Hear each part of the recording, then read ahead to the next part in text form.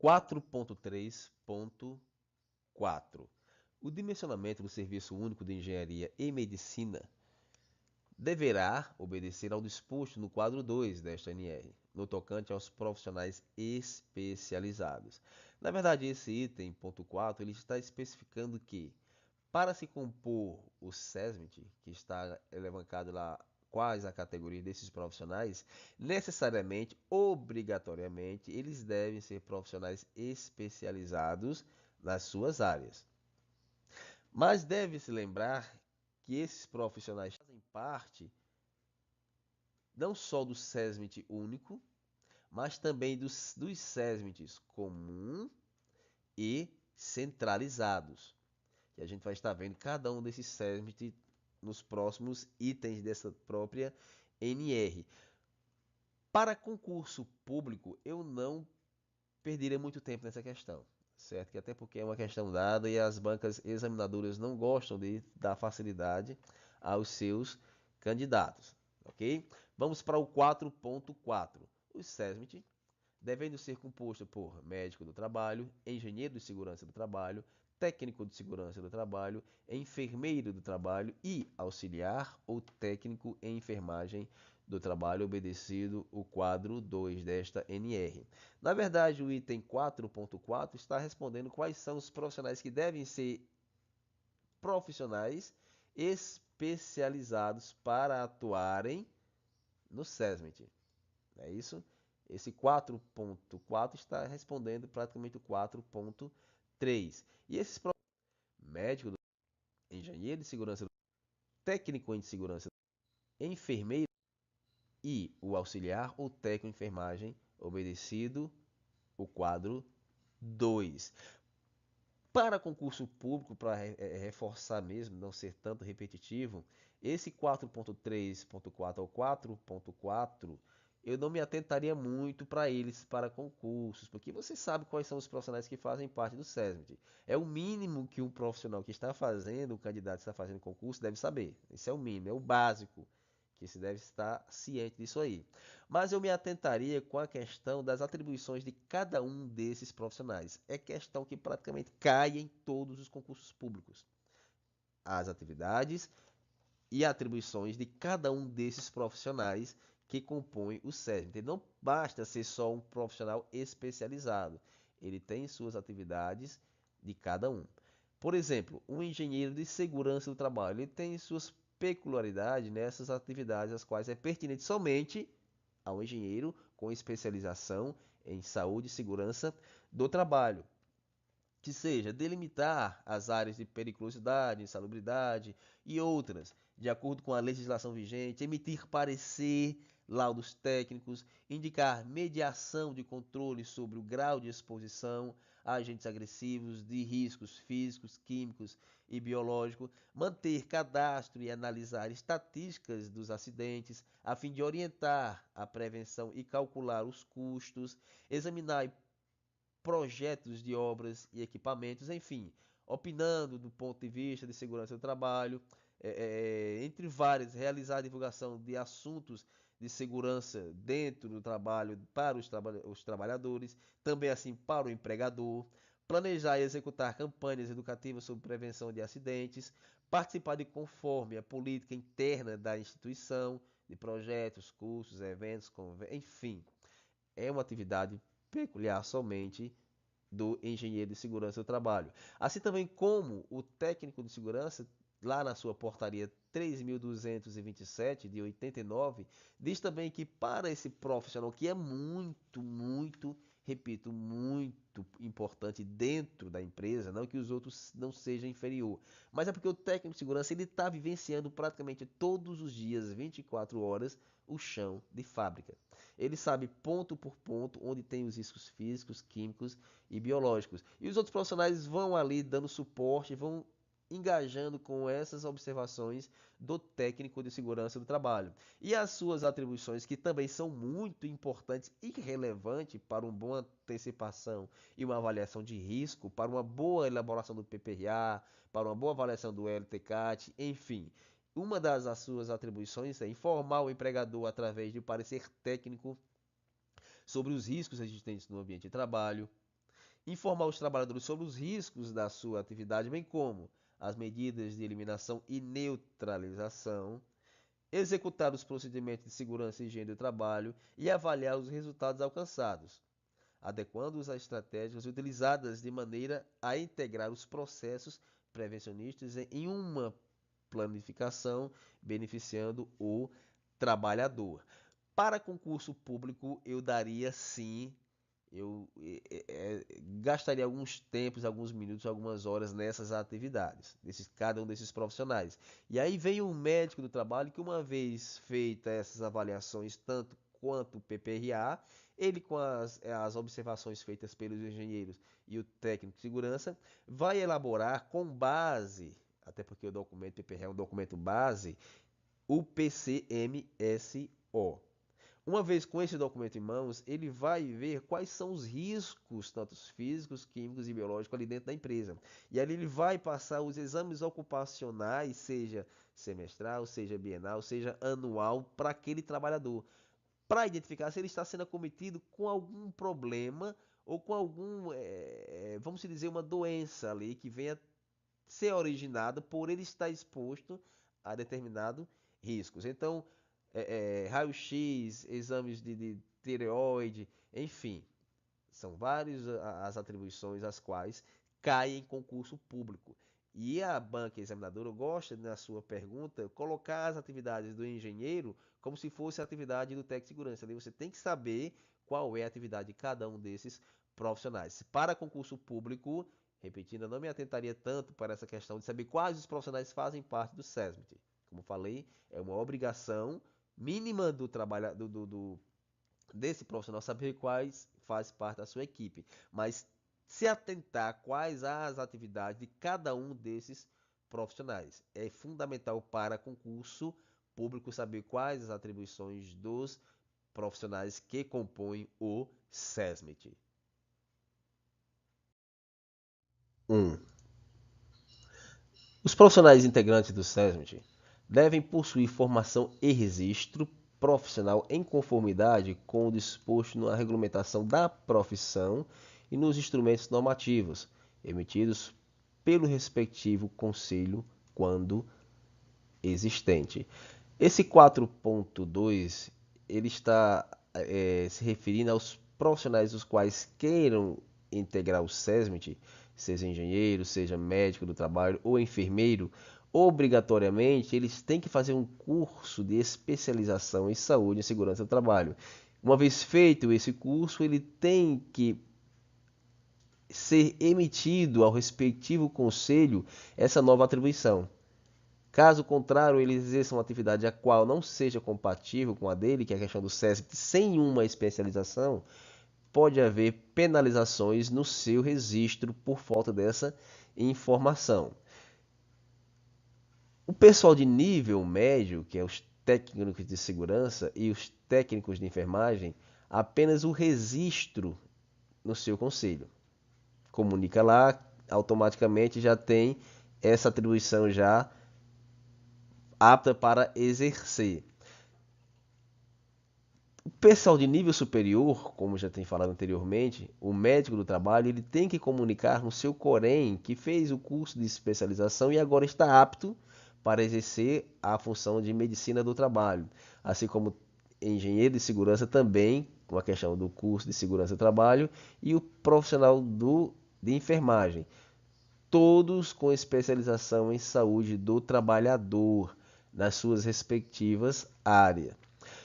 Para concurso público, eu também não me daria muita atenção para isso aqui, ok? Porque, como eu fui falando, para quem quer exercer a função do SESMIT em determinada empresa ou determinado concurso, esses itens, essas informações do 4.4.1 é básico. É básico para qualquer profissional da saúde e segurança do trabalho saber quais respectivos registros devem para ser emitidos para a sua nova profissão. 4.4.1.1 eles nos diz o seguinte: em relação ao engenheiro de segurança do trabalho e ao técnico de segurança do trabalho, observa-se o disposto na Lei 7.410 de 2007 de 1885, que lá diz o seguinte: primeiro, artigo, exercício de especialização em engenheiro de segurança do trabalho será permitido exclusivamente para os engenheiros, arquitetos, portador de certificação de conclusão do curso de especialização em engenharia de segurança e medicina do trabalho, a ser emitido no país em nível de pós-graduação. Segundo, ao portador certificado de curso de especialização em engenharia de segurança e medicina do trabalho, realizado de caráter prioritário pelo Ministério do Trabalho. Terceiro, ao possuidor de registro de engenharia de segurança do trabalho expedido pelo Ministério do Trabalho até a data fixada em regulamentação desta lei.